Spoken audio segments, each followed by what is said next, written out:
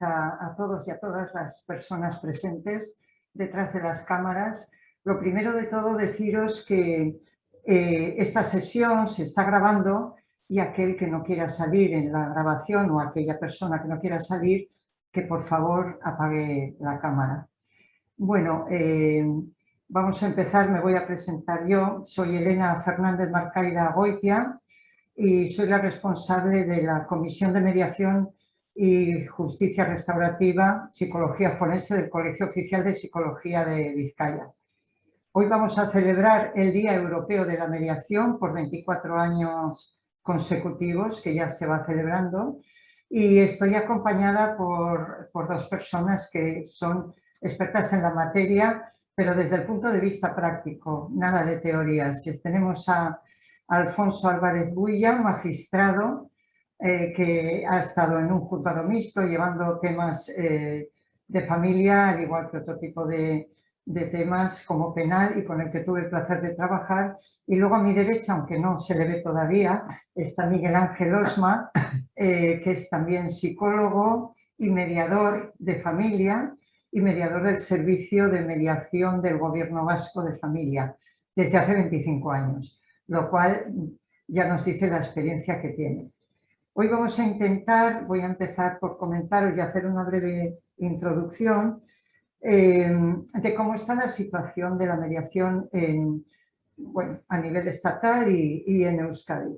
La mediación ha tenido una trayectoria importante, pero quizá demasiado lenta a la hora de instaurarla como una forma y medio de trabajo, sin meternos en líos de empezar a nombrar leyes y directivas.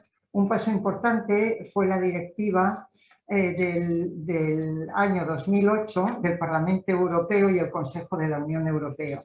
A partir de aquí se estableció cómo serían el concepto de mediación y el papel del mediador. ¿Cuál sería el rol del mediador exactamente? Posteriormente, en el año 2012 y fundamentado en esta directiva, tuvimos la Ley 5/2012 del 6 de julio de Asuntos Civiles y Mercantiles. A raíz de esta ley también se estableció el Estatuto del Mediador. Pero lo que nos vamos a centrar más es en hablar, por ejemplo, de lo que es cómo se ha desarrollado la mediación, cómo actualmente tenemos el anteproyecto de ley de eficiencia procesal en el que nos habla de los MAS, que son los medios adecuados de solución de conflictos, entre los que se encuentra quizá como el más señalado y más conocido y desde luego el más defendido por los aquí presentes, que es la mediación. La mediación se está aplicando en diversos ámbitos, tanto en el ámbito judicial a nivel intrajudicial, es decir, que el proceso de mediación se efectúa dentro del propio proceso judicial, que ahora explicaremos, a nivel extrajudicial, como sería el caso de nuestro compañero Miguel Ángel Osma, en el que no es necesario ningún tipo de demanda para poder acudir a mediación. Centrándonos en la mediación intrajudicial, podemos decir que para que un servicio funcione de verdad, lo primero que tienes que saber como personas mediadoras es dónde vamos a desarrollar nuestro trabajo, con quién lo vamos a desarrollar y con quién nos vamos a tener que relacionar. Es decir, nosotros no vamos a ir allí a hacer una mediación y ser independientes. Tiene que haber un protocolo de actuación que regule nuestro trabajo, y ese protocolo de actuación debe de comenzar por lo que es la derivación.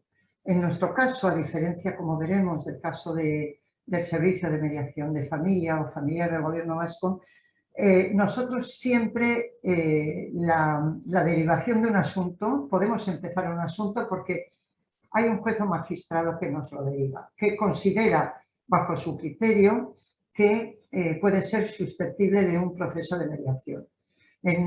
Cuando hablamos del ámbito familiar intrajudicial, tenemos quizá ciertas peculiaridades, como es, por ejemplo, que normalmente han pasado por un proceso anterior de mediación y vienen derivados por un juez, lo cual hasta cierto punto en algunos casos se sienten obligados, aunque la voluntariedad es absolutamente total para comenzar un proceso de mediación.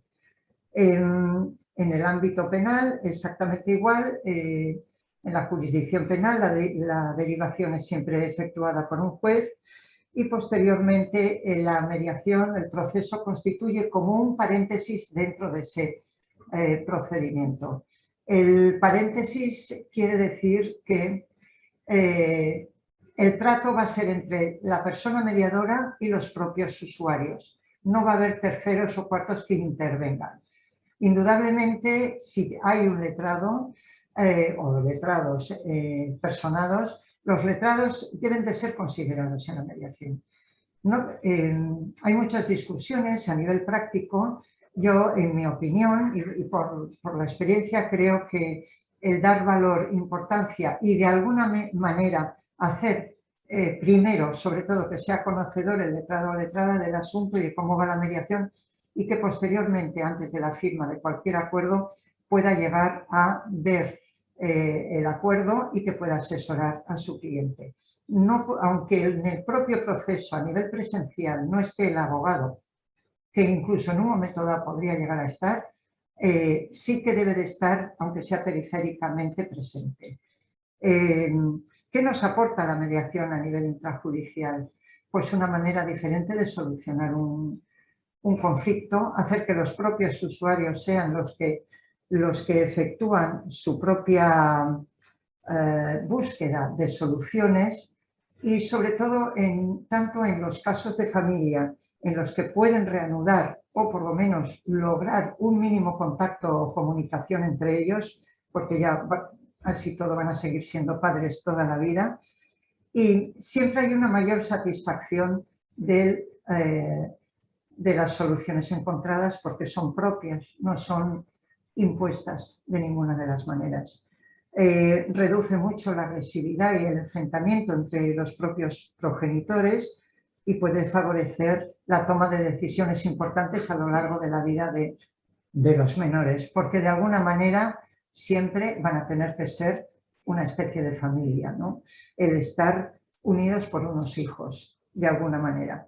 En el tema penal, en la jurisdicción penal, hemos visto que, como anécdota, quizá podemos decir que aquellos asuntos en los que se están involucrados a nivel personal o emocional, conseguir un acuerdo es bastante más dificultoso que incluso en delitos menos graves y graves de mayor enjundia, ¿no?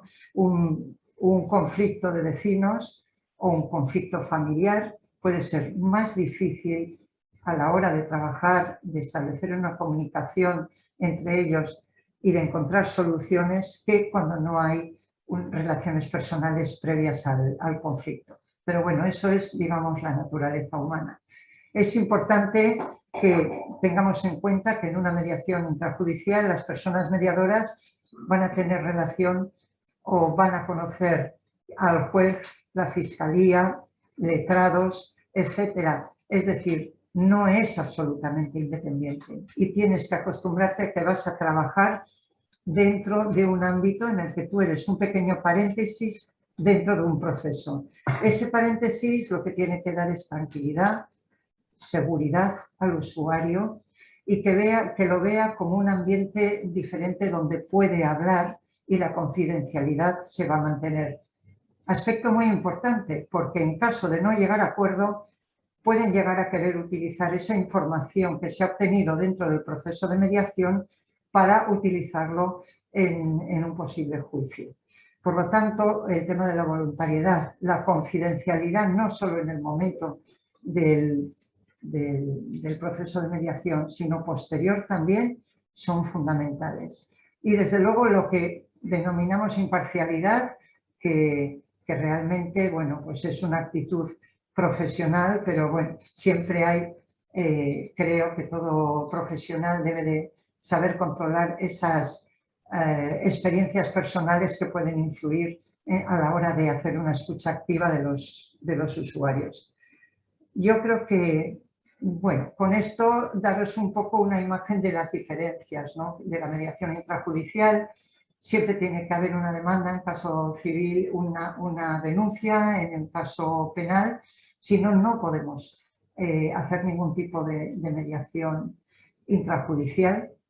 Tener en cuenta que somos una herramienta más para los profesionales, como tengo aquí a mi lado, de la Judicatura y de la Fiscalía. Y que es importante tener en cuenta que nosotros eso es lo que somos, una herramienta más. Nosotros no impartimos justicia, no juzgamos, ni comentamos, ni somos asesores, sino que ayudamos a que los propios usuarios encuentren su camino. Yo creo que con esto unas pinceladas y esperar que dentro de 24 años pues el anteproyecto de ley sea una realidad, que la mediación tanto a nivel institucional como privada funcione de verdad, aunque hemos hecho muchos avances. En fin, muchísimas gracias y ahora le doy la palabra a Alfonso Álvarez Bulla, magistrado que tiene una gran experiencia en estos temas de mediación. Gracias. Muchas gracias, Elena. Bueno, muchas gracias a todas las personas que nos están siguiendo online. La verdad que es un poco raro, chocante hablar para una pluralidad de personas cuando en realidad estás hablando para una pantalla. Pero bueno, visto cómo está el mundo, parece ser que vamos a tener que acostumbrarnos a ello porque, aunque sea en parte, va a ser el pan nuestro de cada día.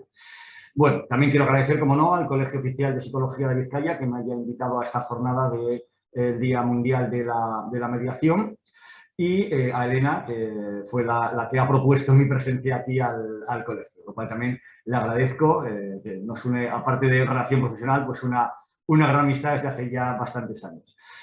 Bien, me ha pedido Elena, me ha pedido el colegio que dé un poco una visión de la mediación desde el punto de vista pues, del magistrado, el punto de vista que puedo dar más subjetivo de lo que ha supuesto, a mi parecer supone, o la mediación dentro del proceso tanto civil como penal y los resultados o las expectativas que se pueden depositar en el servicio de mediación. Bien, yo he hecho casi toda mi carrera profesional, la he hecho en Vizcaya, primero en Balmaseda, luego estuve 1 año y medio en mi tierra en Asturias, en Casas Narcea, y luego me volví a Guecho. En Guecho fue donde empecé a tener una relación más intensa con el servicio de mediación intrajudicial, de que en aquel momento estaba encargada Elena Fernández Marcaida. La verdad que no hay un cierto déficit de formación en los jueces y magistrados respecto de lo que significa el potencial de la mediación tanto extrajudicial como intrajudicial. Nosotros, digamos que nos interesa más la intrajudicial porque es la que tenemos un cierto poder de disposición, en el sentido, como nos indicaba Elena, que somos los encargados de derivar al servicio de mediación aquellos asuntos que nos consideramos que una respuesta puramente judicial no satisface ni las necesidades de la justicia ni, desde luego, las necesidades de las partes en conflicto. Pero la mediación extrajudicial, la anterior, podríamos decir, a iniciar un proceso en sentido estricto, también tiene una gran importancia. Hay que partir de la base que no podemos considerar la mediación como un instrumento que siempre vaya a dar un resultado positivo, un acuerdo, y mucho menos un acuerdo total que satisfaga los intereses de todas las partes y de los menores en caso de familia. Pero siempre que se va a mediación, ya hemos conseguido una cosa, que se pongan en una mesa delante de otro. Que esto fructifique un acuerdo o no, pues si fructifica, perfecto. Pero si no, ya hemos roto una primera barrera que tenemos cuando las partes se ven cara a cara una vez en el acto del juicio, con un grado de enfrentamiento y de hostilidad que es muy superior al caso en que por lo menos hayan dicho alguna verdad o lo que cada uno opina a la cara con una persona imparcial que no tiene interés en que se resuelva el asunto en favor de uno o de otro y que simplemente está para escucharles y sobre todo para animar a que hable. Y en su caso, si lo consideran oportuno, pues proponer algún principio de acuerdo o encaminarlos para que lo puedan alcanzar ellos, que es la idea principal de la mediación. Bien, pues en Guecho es un juzgado mixto, es decir, llevo primera instancia, lo llevaba, ahora ya no estoy en Guecho, primera instancia, es decir, todos los asuntos civiles, incluido familia, y la instrucción penal. Dentro de la instrucción penal se encuentra también el enjuiciamiento de lo que llamamos delitos leves, antes juicios de falta. ¿Dónde fue donde he encontrado mayor apoyo, mayor utilidad en la herramienta de la mediación? Pues evidentemente en familia, pero también, y de forma un tanto sorpresiva, en los juicios de faltas, porque muchos de estos juicios o delitos leves son conductas que merecen un reproche penal, pero de una intensidad muy baja. En muchas ocasiones vienen motivados por desencuentros que pueden ser de muchísimas clases, pues parientes, que sin llegar a ser una violencia contra la mujer, pero bueno, hermanos que se llaman mal, un padre de un hijo, vecinos, asuntos de vecinos he derivado de un montón, que, claro, es que me amenazó, dijo que me iba a matar, me llamó tal, me llamó cual, me movió el mojón. ¿En el juzgado qué puede decir? Pues yo les digo, miren, ustedes están aquí en un juzgado penal. En un juzgado penal yo no voy a solucionar problemas. Yo voy a poner una pena o no ponerla. Ahí se acaba mi función. Si ustedes vienen aquí a un juzgado penal a solucionar sus problemas, no van a conseguir nada. Entonces, cuando yo veía que era un asunto enquistado, que una pena lo que iba a conseguir era un afán de revancha por la otra parte, digo, mire, les voy a mandar, además obligatoriamente. Ahí normalmente no es voluntario. Cuando hay un asunto penal no es voluntario porque están muy enfrentados, pero yo les obligaba, como decía Elena, les derivaba mediante un auto que me inventé yo, porque no existía ningún modelo, pero bueno, tampoco tenía ninguna enjundia jurídica. Aplicaba algún artículo así un poquito cogido por los pelos, porque realmente la legislación, ni civil, la civil un poco más, pero la penal, no establece una derivación expresa de mediación, pero bueno, suspendía los plazos procesales, en principio durante 2 meses. Al cabo de 2 meses, siempre en plazo de servicio de mediación, me remitía un informe que podía ser en 3 sentidos. Se ha alcanzado un acuerdo, que nos lo derivaban, no se alcanzó un acuerdo, es imposible alcanzar, levantaba la suspensión y continuábamos, o hay posibilidades de un acuerdo, pero necesitaríamos un poco más tiempo. Pues se dicta un auto, pero rogando por 1 mes, 2 meses, lo que el servicio de mediación considerara oportuno para intentar alcanzar un acuerdo.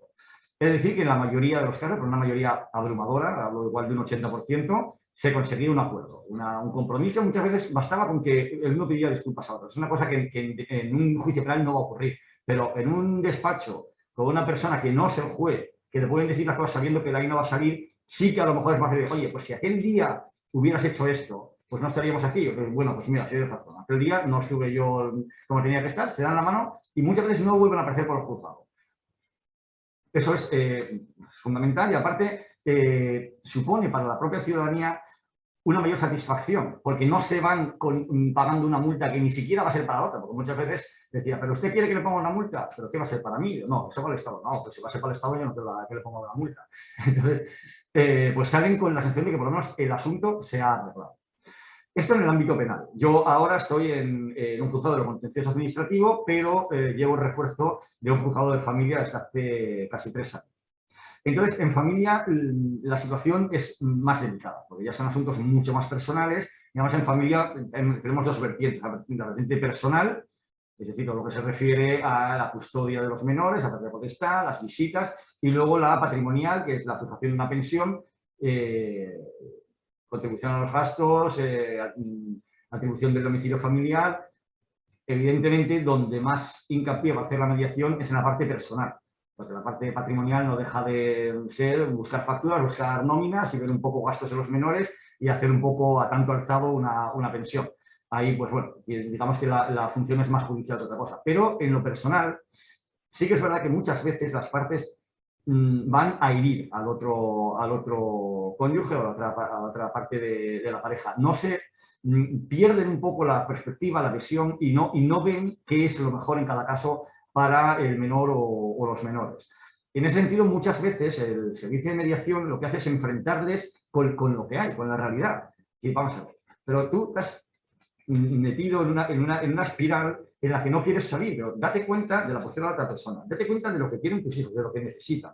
A lo mejor en este caso, lo mejor es cede a una custodia compartida, o todo lo contrario, cede porque para el menor va a ser mucho mejor tener la custodia, el padre o la madre, y tener unas visitas amplias. Bueno, en cada caso lo que sea más adecuado. Pero bueno, como dice Elena, realmente la función del mediador no es proponer eso, es simplemente que hablen, estar en medio, procurar que el debate se encauce en unos términos que sean positivos, no se trata de ir a insultarse ante otra persona, sino en ver realmente dónde está la raíz del problema y si tiene una solución que no sea que un señor que no les conoce de nada y realmente le está bastante igual, porque como comprenderán, yo en cuanto pongo una sentencia, al día siguiente tengo otro asunto parecido y no me voy a acordar, pero ellos van a tener sentencia para toda la vida, por lo menos para todo lo que deje de mayoría de edad a sus hijos e hijas.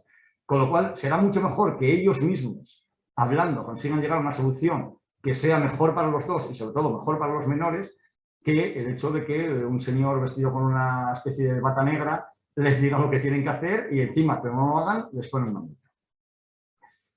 Por lo tanto, en ese sentido, la mediación ayuda mucho en el derecho de familia.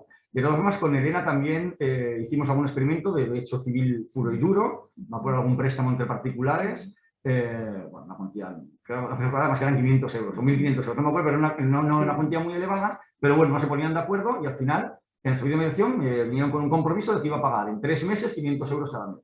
Pues estupendo, un asunto que ya no es un asunto que me quite yo, porque no es una sentencia especialmente compleja, pero es un asunto que ellos han conseguido, hablando, llegar a una solución que satisface las necesidades del deudor y las expectativas del acreedor.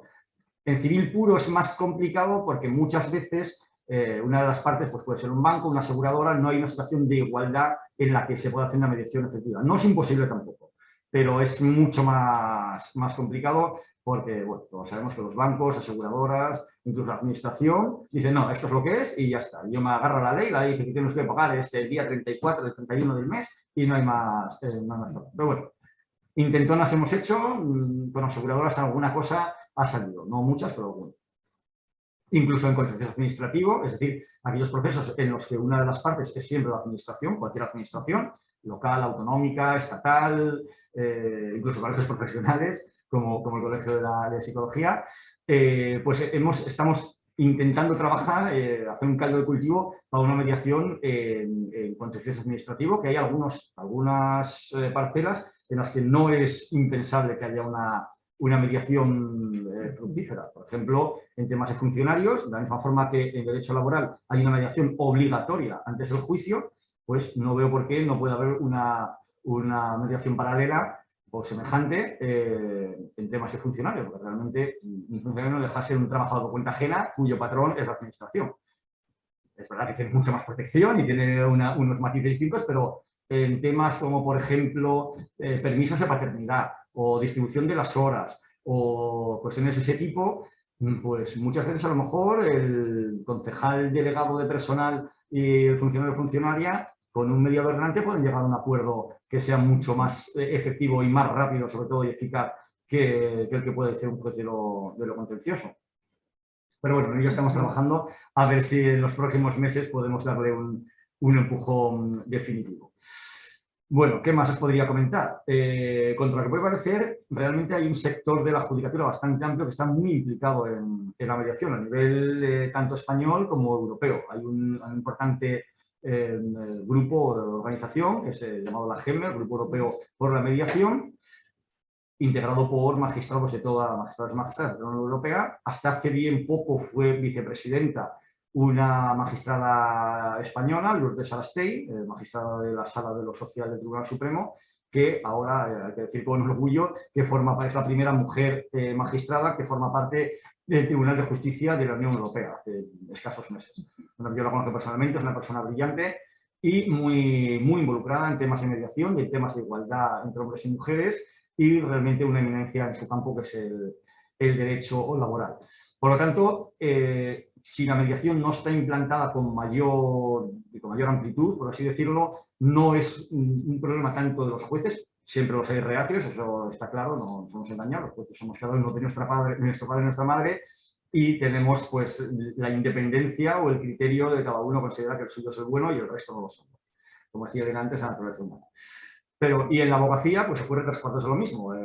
Sí que es verdad que el Colegio de Abogacía de Vizcaya impulsa mucho, en general todos los colegios de abogacía en todo el territorio nacional impulsan la mediación, pero luego en la práctica hay muchos letrados que o no se fían o desconocen exactamente cuál es la finalidad, el funcionamiento de la mediación. Como decía Elena antes, es relativamente habitual estar en un juicio en el que ha habido un intento de mediación que no ha fructificado, pues no ha fructificado totalmente, y que una de las preguntas que hace el letrado a la otra parte es: ¿no es cierto que usted en el proceso de mediación ofreció y ahora yo solo corto de raíz?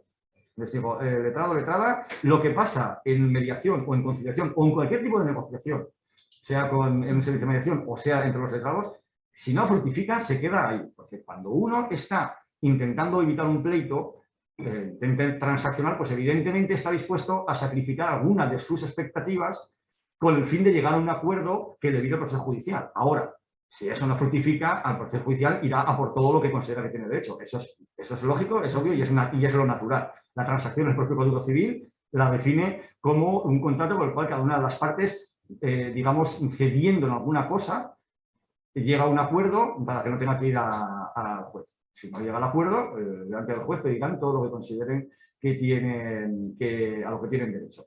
Por lo tanto, habría que aleccionar, con esto un poco concluyo, habría que aleccionar o concienciar más bien esta ley que tanto tarda en llegar, podría ser una herramienta muy útil, tanto en la magistratura como en los colegios de abogacía, y en general a la ciudadanía, que sepan que el servicio de mediación, que vayan con confianza, que no es un servicio hostil, que no es una obligación de llegar a un acuerdo, ni muchísimo menos, es una oportunidad de llegar a un acuerdo, no una obligación, que todo lo que se diga, todo lo que se pacte, todo lo que se hable, va a ser completamente reservado, que el juez no va a saber nada de lo que se dijo ahí, ni tiene que saberlo, ni quiere saberlo, de hecho, y que si se llega a un acuerdo, perfecto, y si no se llega a un acuerdo, tiene la tutela judicial efectiva, que es un derecho fundamental de todos los ciudadanos. Pero que ya más allá de quitar trabajo a los jueces y magistrados, lo importante es que las partes puedan llegar a un acuerdo, que puedan solucionar sus conflictos de una forma extrajudicial, porque es íntimamente más satisfactorio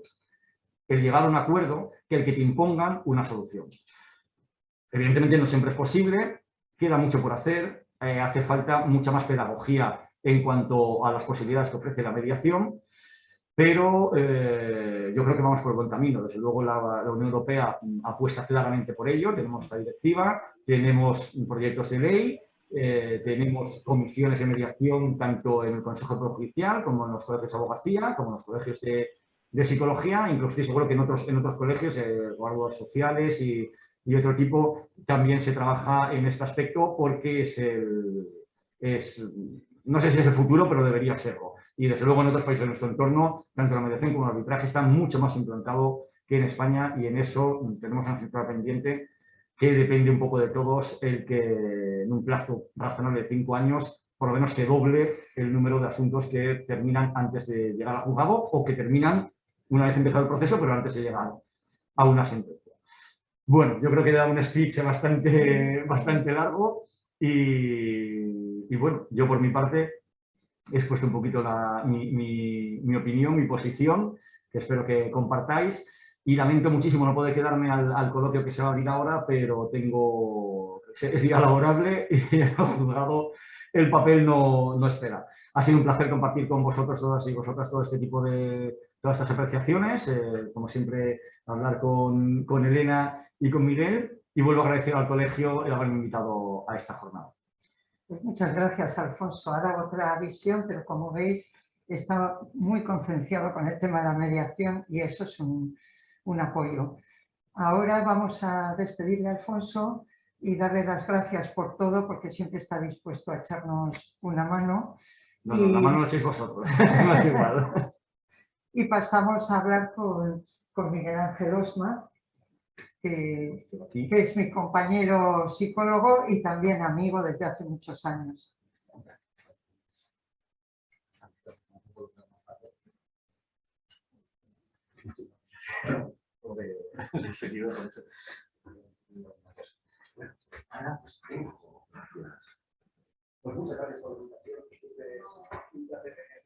Bueno, creo que estamos ya conectados porque nosotros somos un poco paleolíticos en esto de la informática, más bien yo.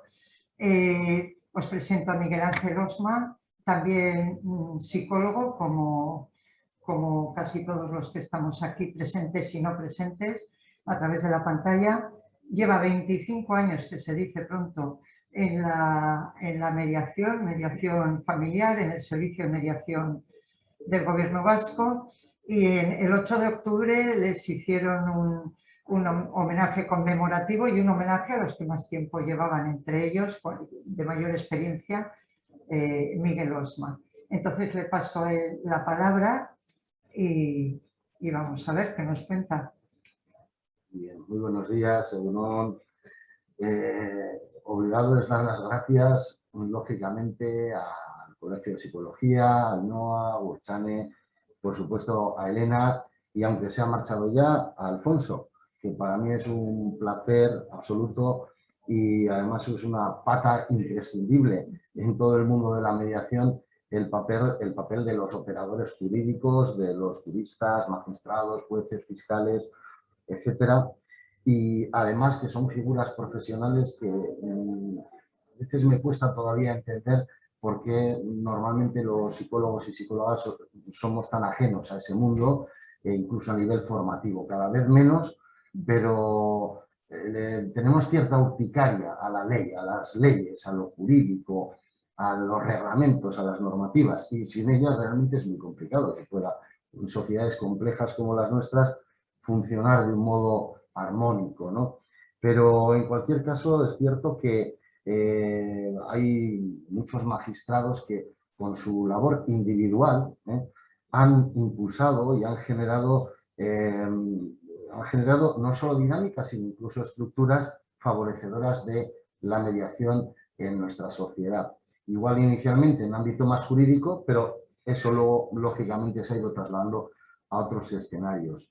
Sí me gustaría un poquito recordar algunas cosas relacionadas con el pasado, relacionadas con cómo surge la mediación en el Estado, en España, en diversas autonomías, iniciativas diferentes y diferenciadas. Hablábamos del papel importante de los magistrados, como Alfonso, al que reiteraremos siempre que agradecerle, ¿no?, esa conciencia y esa participación con las psicólogas, los psicólogos y los conflictos de nuestra sociedad.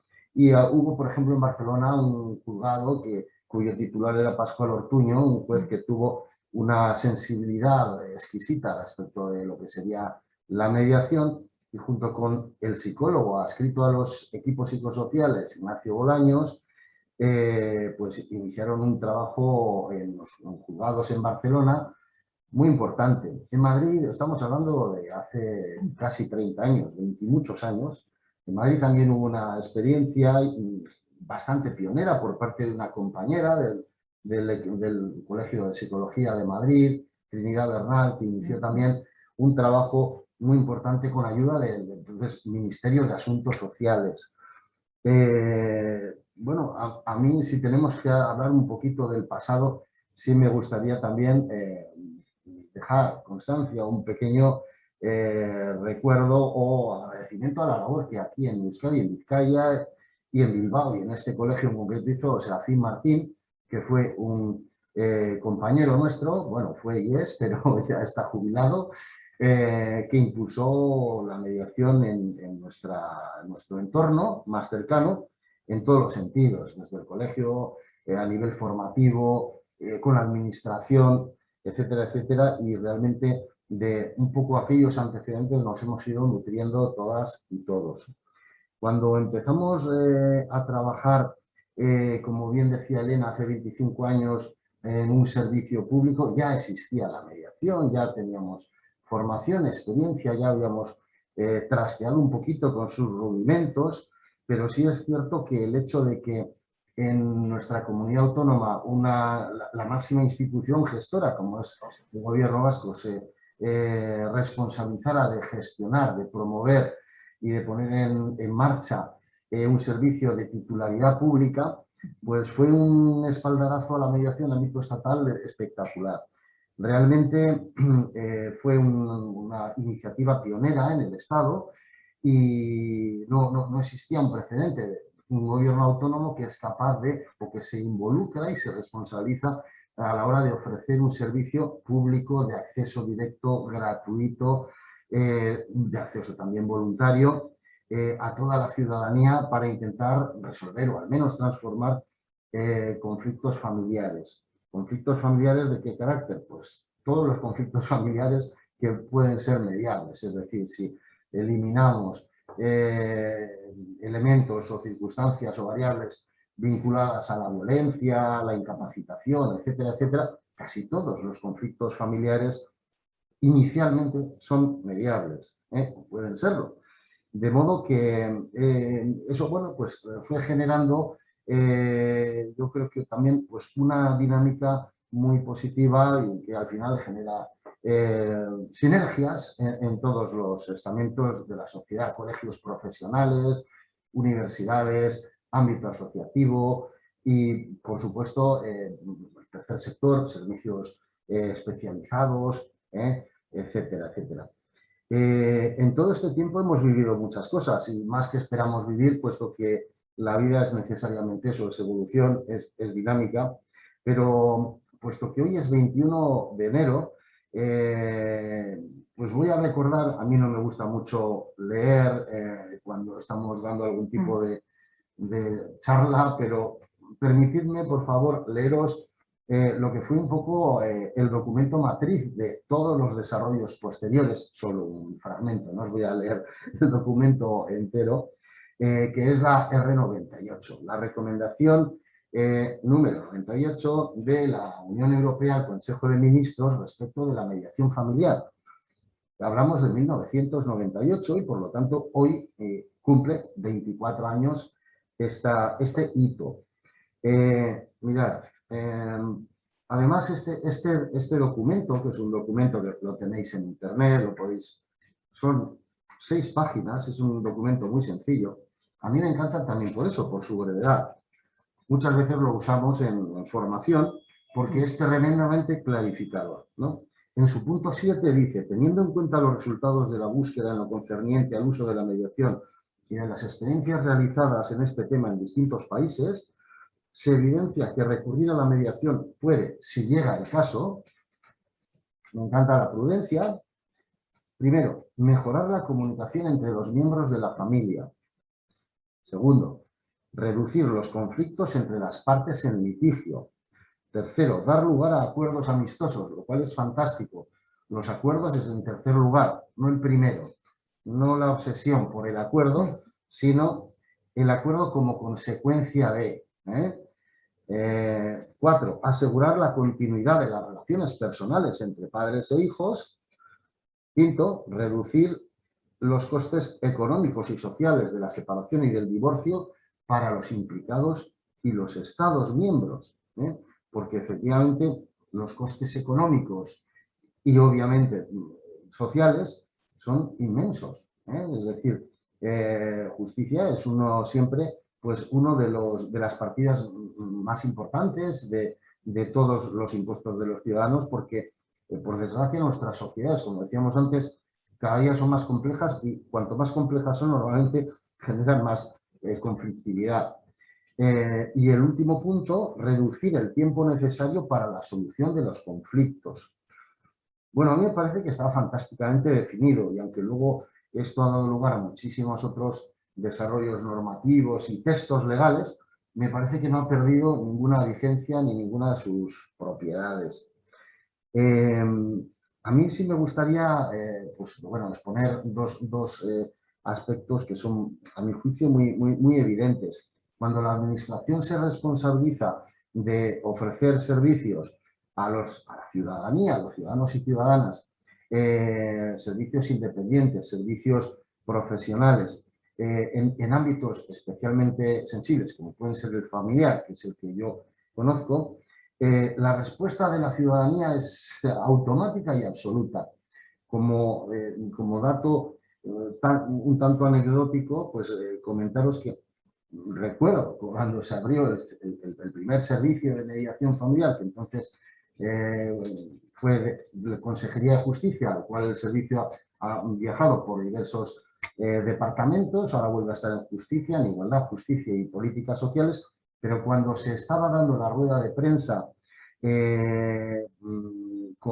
y el acto inaugural dentro de los juzgados del Lersundi, entonces estaban en lo que es el Hotel Domine, resulta que había en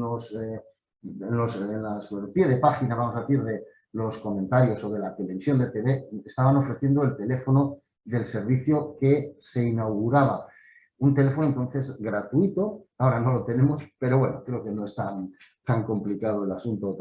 Y mientras se estaba haciendo ese acto de inauguración del servicio, el teléfono no dejó de sonar y de sonar, y constantemente eran demandas de personas que lo que manifestaban es urgentemente, por favor, una cita, porque ese servicio, por lo que ellos estaban escuchando en los medios de comunicación, era lo que necesitaban, ¿no?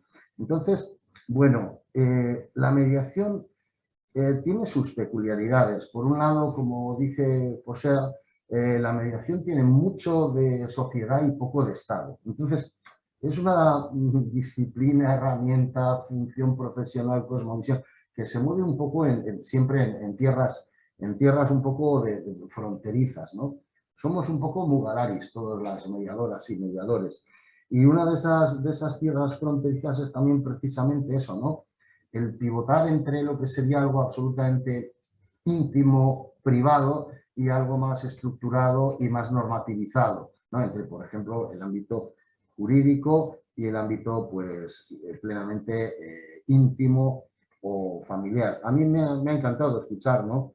Y me encanta escuchar siempre a personas como Alfonso, que dicen literalmente, ¿no? Lo que pasa en la mediación se queda ahí, ¿no? Además, con ese exhorto al letrado de turno. Letrado, por favor, lo que pasa en la mediación se queda en la mediación, ¿no? Es muy importante, ¿no? Ese componente que genera un espacio de seguridad. Las personas que acuden a los servicios de mediación, y yo creo que eso es independientemente de que sean servicios intra o extrajudiciales, una vez que conocen la dinámica del servicio, lo que agradecen tremendamente es que el espacio de comunicación y de negociación sea un espacio seguro, confidencial, imparcial, que genere el máximo sosiego permitido dentro de lo que serían a veces las dificultades por cuestiones puramente emocionales, ¿verdad? O cognitivo-emocionales, de modo que las personas sepan que tienen una oportunidad, la puedan aprovechar más, menos, parcialmente, de un modo pleno, pero que tienen una oportunidad y que esa oportunidad no va a interferir en otros desarrollos posteriores. Los psicólogos, las psicólogas, ¿qué tenemos que decir o qué tenemos que hacer en el campo de la mediación? Bueno, modestamente, y espero que nadie se moleste, yo creo que mucho. Dentro de lo que sería cualquier conflicto humano, se suscitan siempre reacciones emocionales, comunicativas, cognitivas, también de índole incluso moral, de modo que si hay algún experto o experta en ese tipo de circunstancias, creo que somos las psicólogas y psicólogos.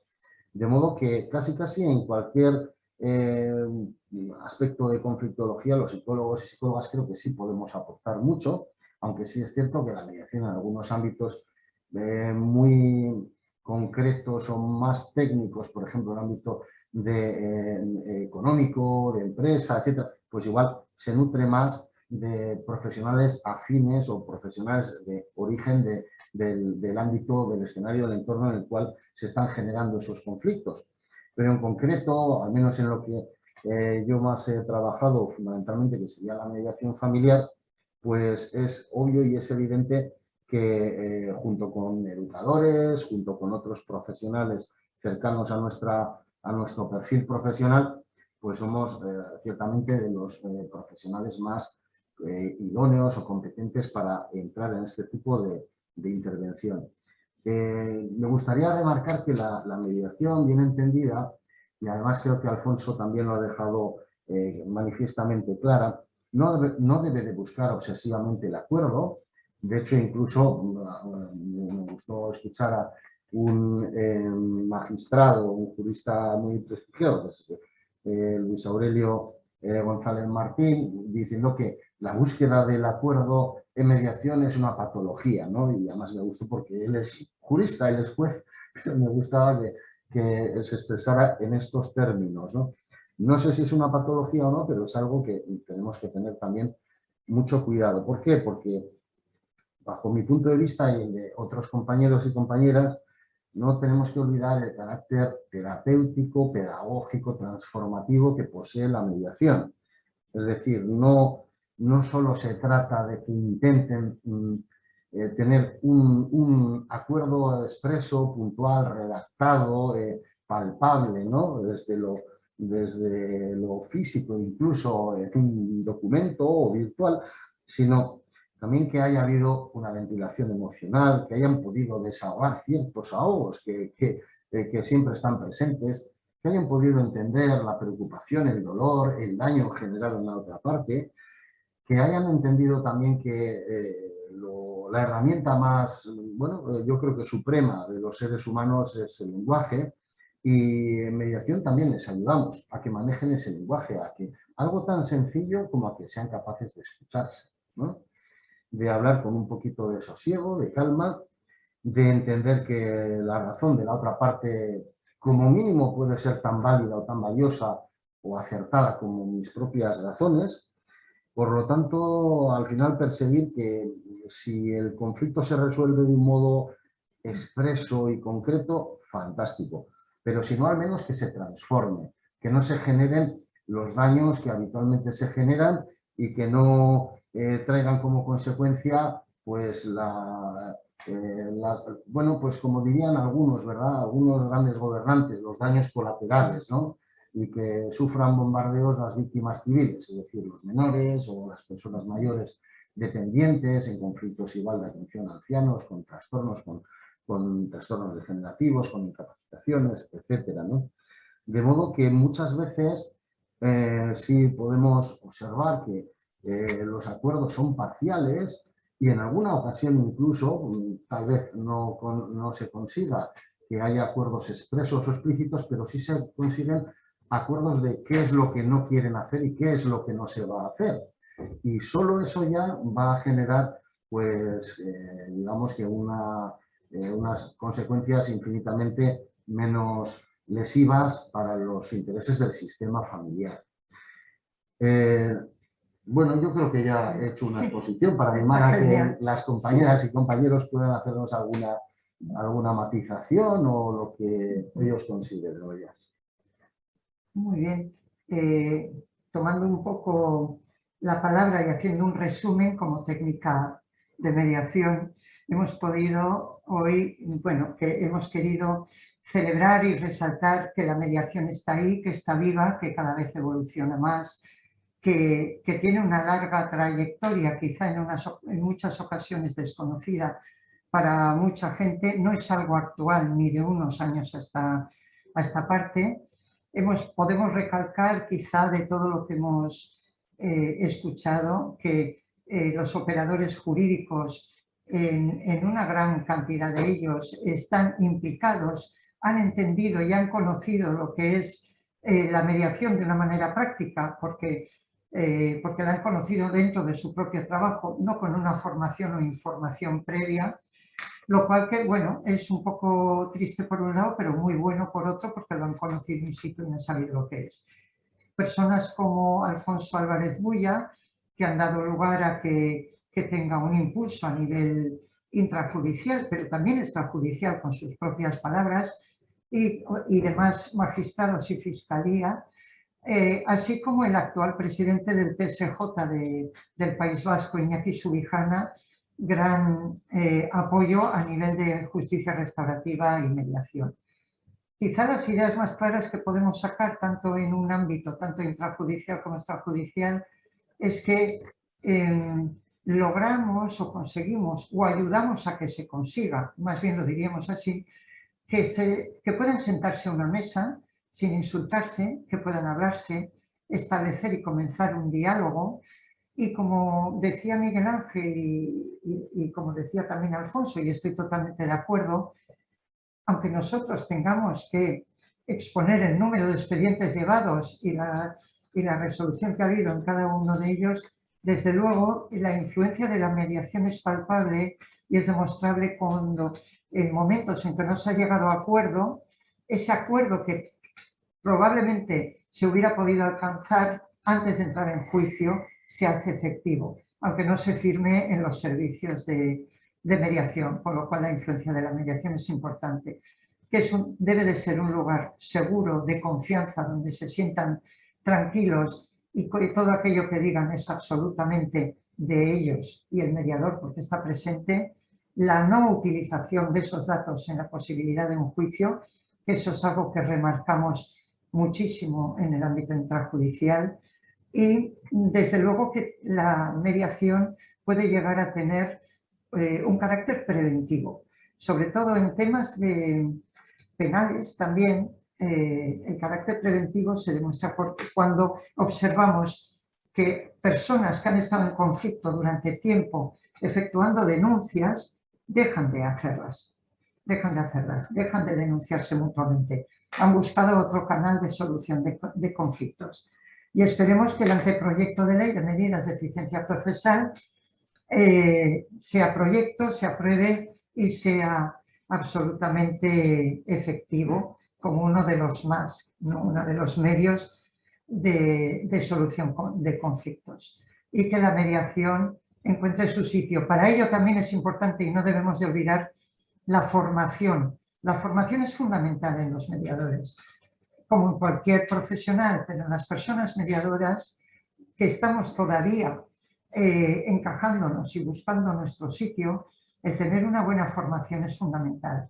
El registro de mediadores o de personas mediadores del Gobierno vasco exige que cada 5 años haya un número X de 50 horas de formación continuada, aparte de la formación exigida para poderte registrar. Bueno, es una manera, como puede ser otra, que aparecerán nuevas, de controlar que las personas mediadoras siguen formándose, tanto a nivel teórico como práctico.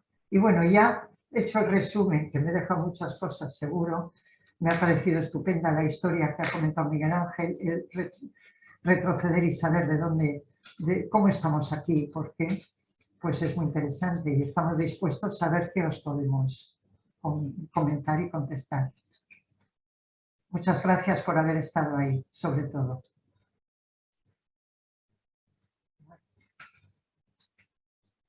Estoy sin palabras.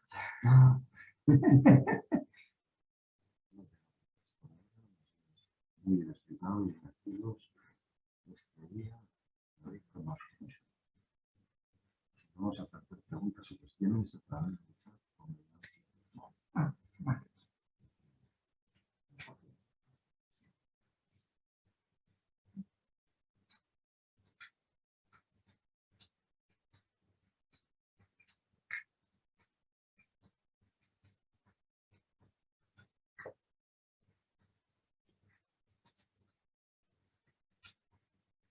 Bueno, como dice Elena, os animamos a que escribáis o a través del chat o como queráis. ¿Hay alguna entrada?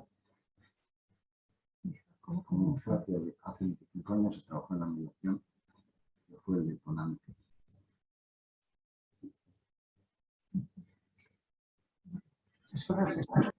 Sí, eso es. Yo creo que ya hemos comentado un poquito. Bueno, todo esto también tiene un contexto social y jurídico, ¿no? Y la ley, la tan esperada después de los 40 años de dictadura franquista de la ley de divorcio, pues generó un progresivo aluvión en los juzgados que lo que generó fueron colapsos, verdaderos colapsos en la tramitación de asuntos de separación o de divorcio. No solo porque la ley lo permitía con la ley, con la primera ley de divorcio que existió a nivel estatal, sino porque la propia sociedad evolucionando empezaba a entender la ruptura de las relaciones de pareja como algo absolutamente normalizado. Es decir, si una relación de pareja funciona, fantástico, pero si no funciona, ¿qué estamos haciendo? Manteniéndolo, ¿no?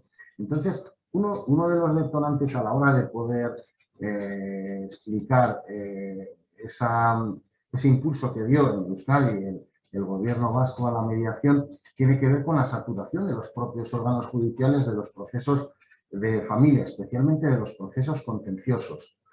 Pero bueno, el análisis es más amplio, puesto que también había una corriente, digamos, profesional que apostaba por este tipo de vías, ¿no?, a un nivel más internacional. Y luego aquí también a nivel local pues hubo una sensibilidad de algunos políticos, de algunos gestores, de personas vinculadas en aquel entonces, de aquella época, queremos decir, a Emakunde, de modo que, bueno, pues sí se pudo igual hacer algo que no se había hecho en otras autonomías, pero que es muy sencillo, aunque por lo visto igual tiene algún tipo de mérito, puesto que hemos de decir con cierta tristeza que bueno, no en todos los escenarios del Estado tienen las potencialidades o las ofertas que tenemos en nuestra comunidad autónoma. Más bien, si en aquel entonces la prensa constantemente nos habla de servicio pionero, esas palabras que a mí, bueno, se usan con tanta, no me agradan especialmente, realmente no sé si seguimos siendo servicio pionero, porque el modelo que hemos tenido aquí, aunque a veces esto no igual, no soy yo quien debería decirlo, en muchos otros escenarios dentro del Estado, pues ha sido, bueno, pues de un modo u otro tomado como ejemplo para avanzar. Sin embargo, se ha avanzado más bien poco y, de hecho, algunas crisis, la crisis económica de 2008 generó la clausura de muchos servicios que ya estaban empezando a funcionar, que llevaban unos pocos años funcionando. Y en algunas autonomías el cerrado de servicios públicos fue una cuestión realmente vergonzante. Creo que se puede definir de ese modo. En cualquier caso, sí es cierto que a mí me gusta siempre remarcar lo siguiente. La administración puede potenciar, fomentar, pero la mediación tiene mucho que ver con la sociedad, tiene mucho que ver con las personas, no tanto con las instituciones. De modo que, bueno, hay, digamos que el trabajo de la sociedad civil, de las asociaciones, de los profesionales, bueno, que realmente pueden movilizar y potenciar y demandar y gestionar, puesto que si la mediación nos enseña algo es que tenemos que tener un carácter integrador, un carácter de consenso, pero un carácter también de coexistencia, ¿verdad? Pues en la mediación, en nuestro ámbito, coexisten los servicios públicos de gobierno vasco, servicios subvencionados por públicos en ámbito municipal, subvencionados por distintas entidades públicas, subvencionados por entidades privadas, en servicios de mediación absolutamente privados, es decir, que realmente es como debiera ser en muchos sentidos servicios básicos o esenciales de ámbito sanitario, que nadie cuestiona que haya determinadas ofertas de determinadas prácticas de salud, por ejemplo médicas, tanto en Osakidetza como en la iniciativa privada o en ámbito asociativo. Pues la mediación igual.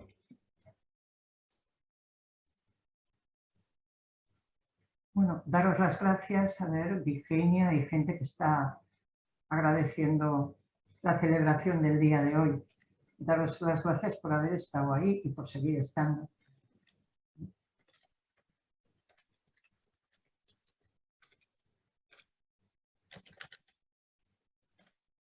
Para animaros y que nadie tenga temor a participar, y en un chat también se puede hablar.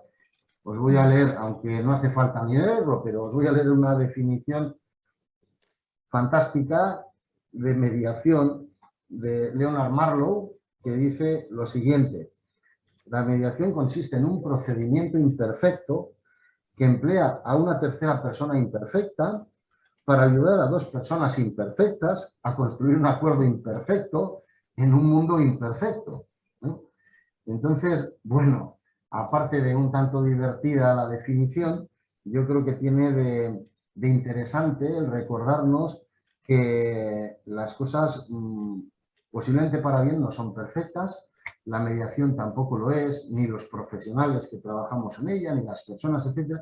Y es a veces un poco romper algunos mitos, que es una lástima que no esté Alfonso para debatir en noble lid, ¿no?, sobre lo que a veces son los sistemas tradicionales de justicia, que de un modo u otro lo que buscan es lo correcto. El propio nombre, la etimología nos recuerda que el derecho procede de un término indoeuropeo, ha tenido diversas digamos, fonéticas en las diversas lenguas europeas, pero que tiene que ver con lo correcto. El derecho es lo correcto, es lo recto y lo correcto, eso es el derecho, ¿no?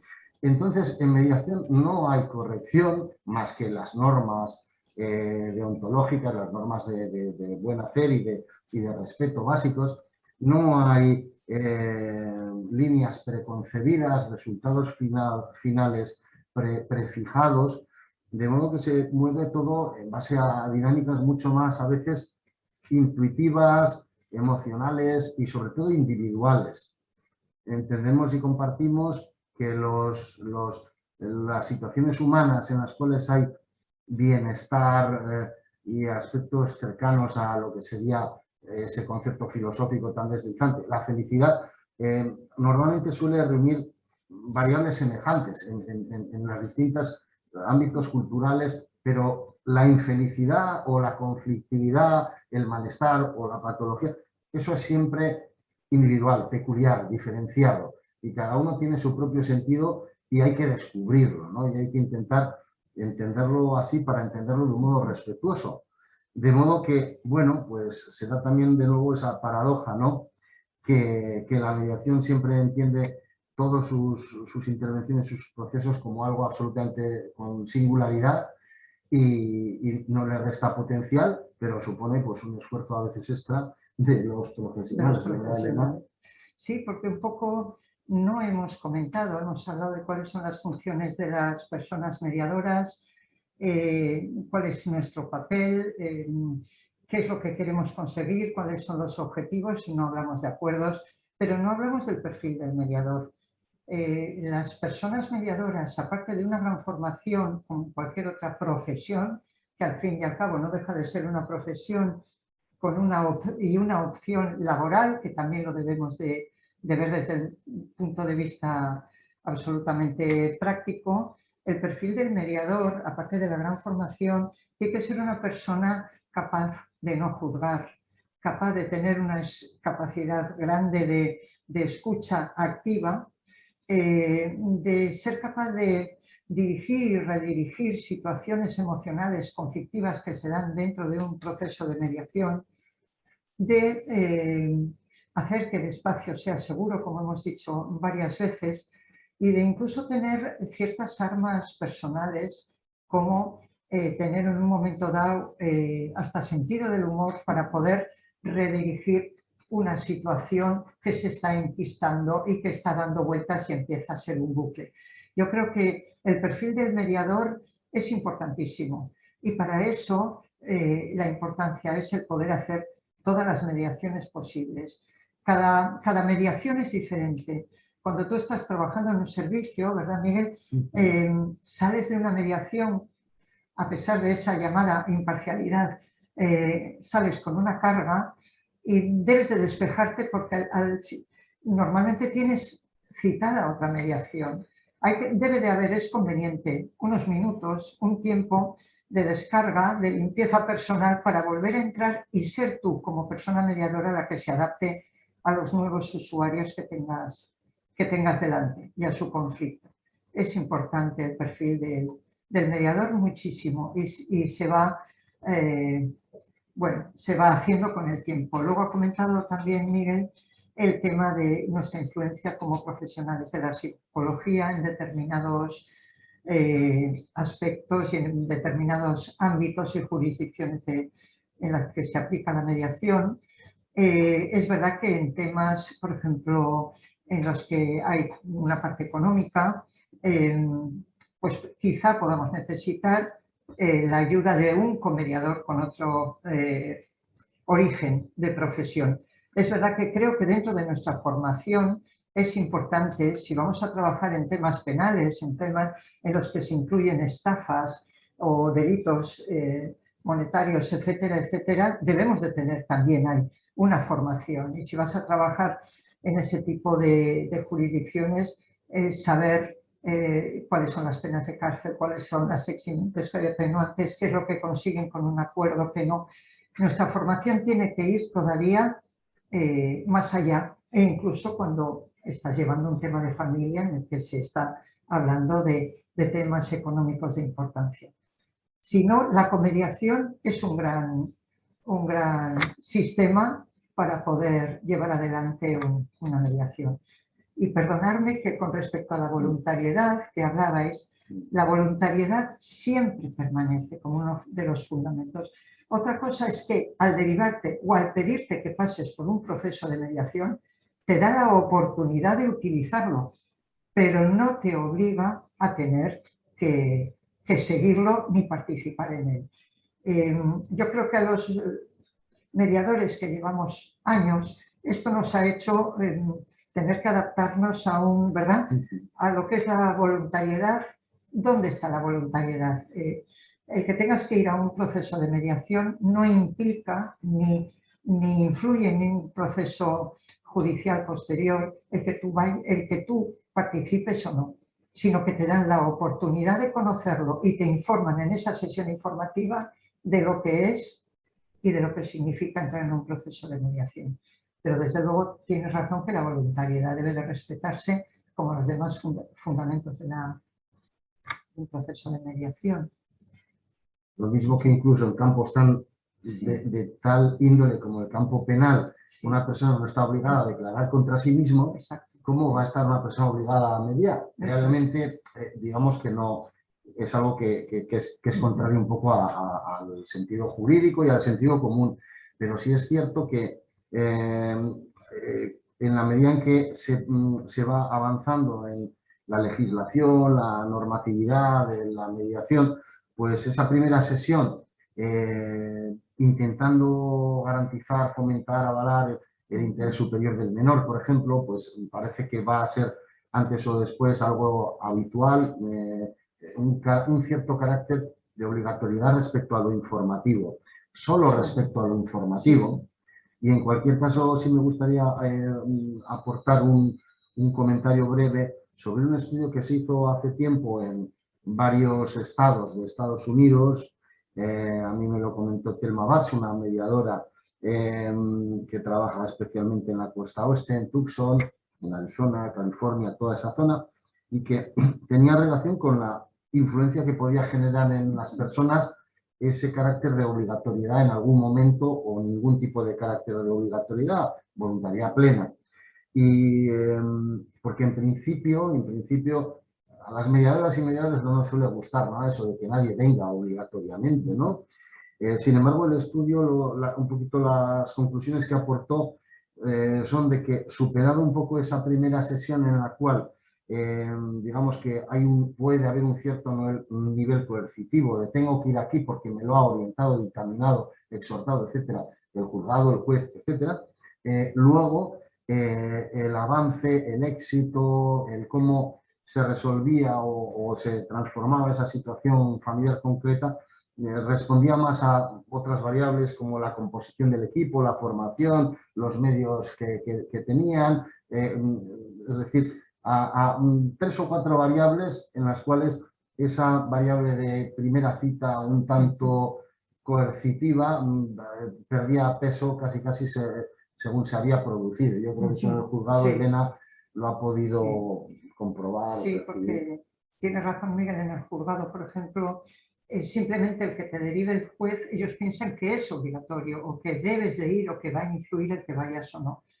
Eso es algo que debes de explicar claramente y dejar muy bien especificado que eso es un espacio aparte, como hemos dicho antes, en el que vas a respetar la voluntariedad e incluso por teléfono. Usted, cuando haces ese primer contacto tan importante con el usuario, que lo hacemos los propios mediadores que llevamos cada uno o hacíamos cada uno su caso, el explicar que esto es voluntario, que si quiere que venga, que se le va a informar de todo y que luego, una vez conozca toda la información y tenga todos los datos, que elija lo que quiere hacer.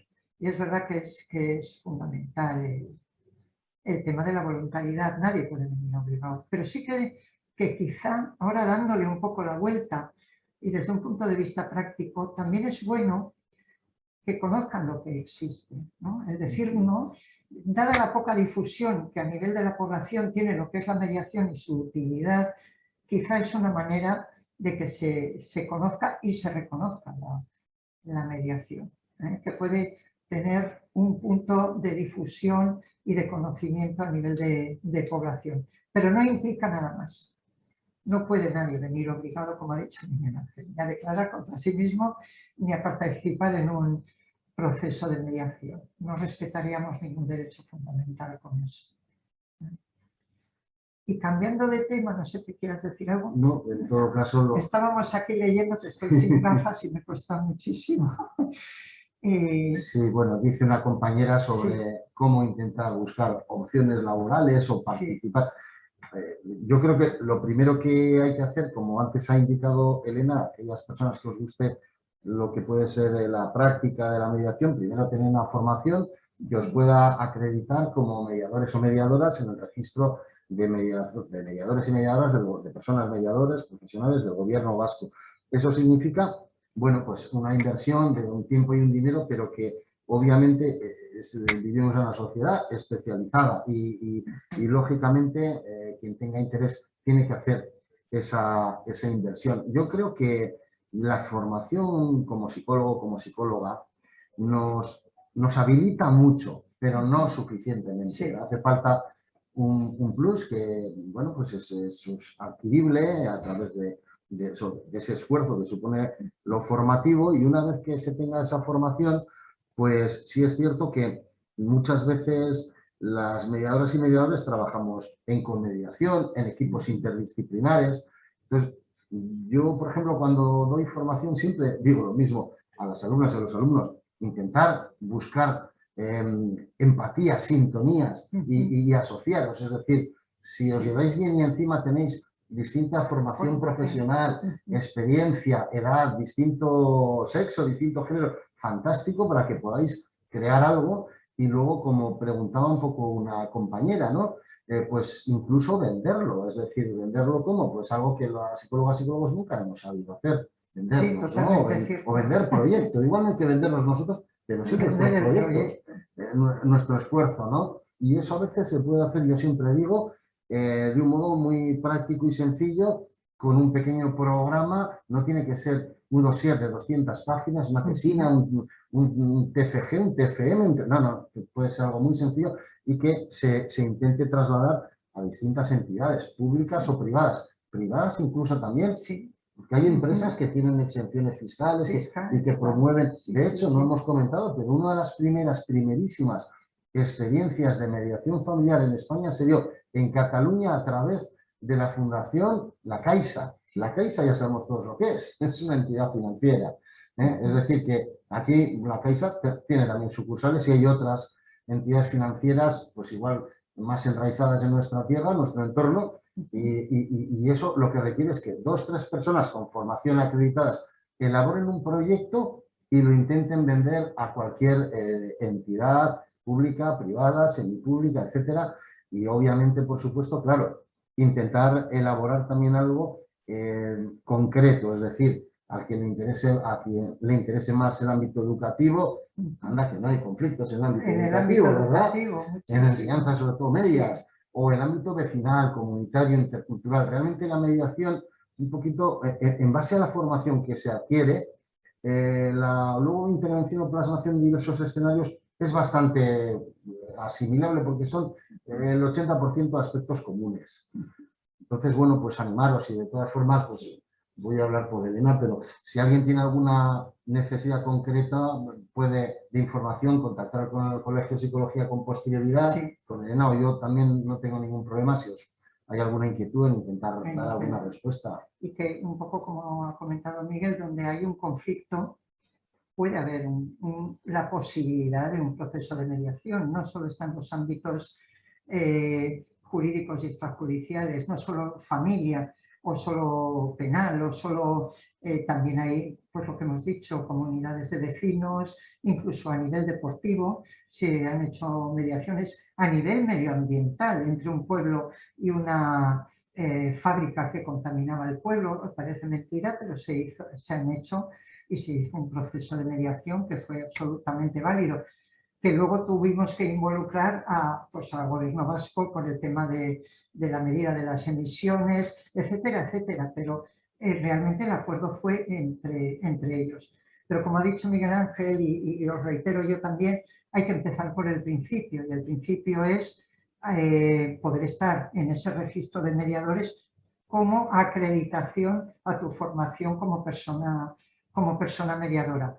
Desde luego, aquí estoy viendo que se puede consultar las ofertas formativas, el COP va a sacar un curso, que lo estoy viendo aquí, que es la mediación, una opción laboral, que lo que permite es acumular horas para estar en ese registro y bueno, y tener, o bien empezar por una formación que son 300 horas, pero no de golpe, que puedas hacerlas en diferentes etapas, o bien acreditar tu formación continuada.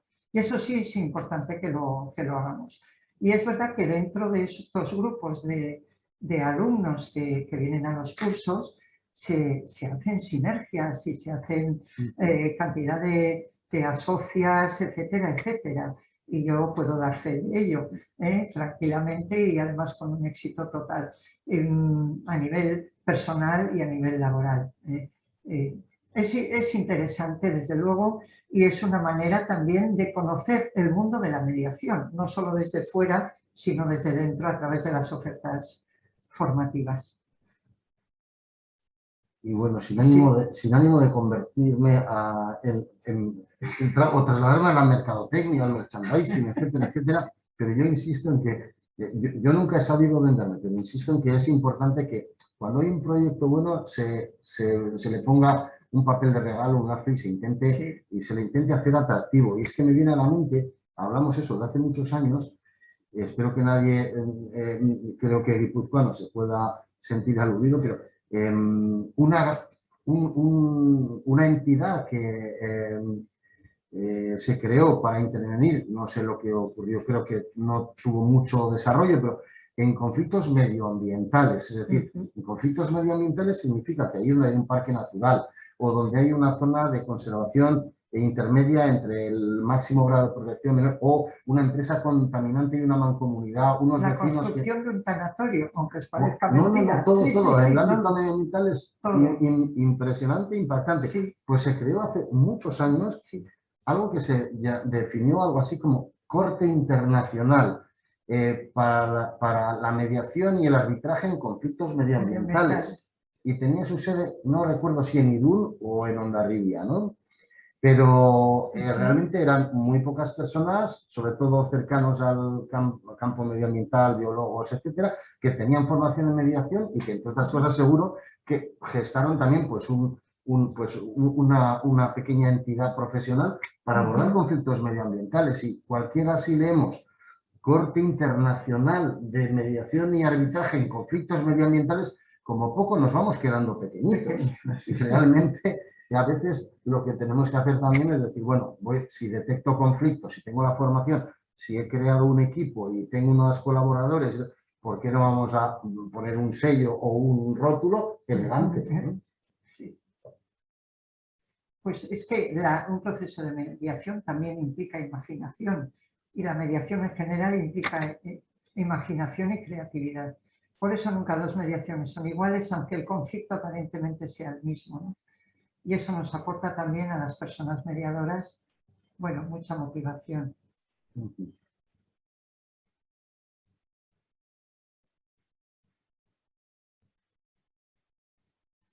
Pues, hablando de naturaleza, hay un programa los domingos que no he visto más que un par de veces, de un biólogo, creo que madrileño, Alejandro o algo así, que ha ido a África y que está ahí, ha convivido y le han aceptado un grupo de leones y de leonas. Bueno, pues yo creo que mediar es un poquito como eso, irte al sitio a veces más asilvestrado y con más dentelladas directas y a veces indirectas y frontales y a traición, y sin embargo ser capaz de apaciguar, de convivir y de intentar buscar o generar armonías en personas que de hecho antes, por ejemplo, en el ámbito familiar, las tenían. Por lo tanto, es una labor un poquito también, pues eso, como decía Elena, creativa y un poco exploratoria, un poco espeleológica, pero yo creo que apasionante y distinta siempre.